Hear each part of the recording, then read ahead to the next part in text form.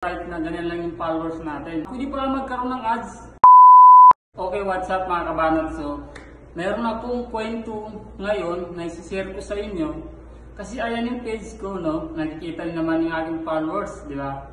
So, isang linggo, hindi ko siya inopen. Okay? So, ang ginawa ko, hinayaan ko lang kasi nag-upload ako ng mga nakarang araw. Tapos, nagulat ako pag-open ko, hindi ko masyado binasa eh, hindi ko masyado inintindi. Basta sinunod ko lang yung policy na sinasabi niya.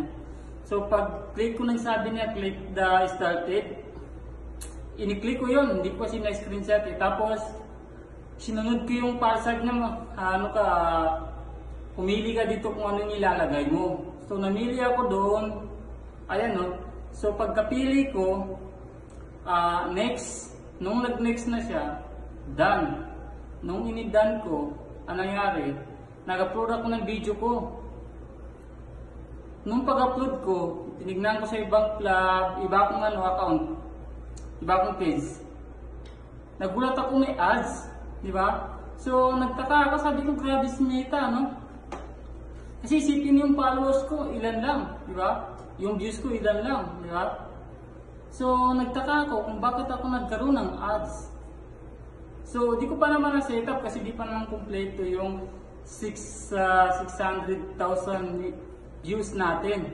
Di ba? So, sabi ko, bakit nagkaroon ako ng ads sa ginawa ko na yun na dumating sa dito started, nag-next, tapos inidan ko lang. Pag-upload ko, may ads na, di ba? Kahit panoorin yung mga video ko, ayan, diyan ko nakita muna kung ads. Kahit panoorin yung mga video ko, may ads. So, nag-iba ata si Meta, nag-update. Okay?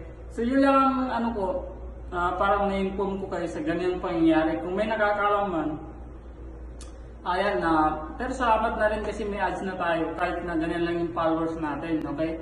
So, yun lang. Maraming salamat mga kabanat. Pag-share lang ating video para ma-inspire yung iba na pwede pala magkaroon ng ads. Ang kulang na lang din, isi-set up na lang. Di ba? So yun lang mga kabanat, maraming salamat. Pag-share ang ating video. Peace.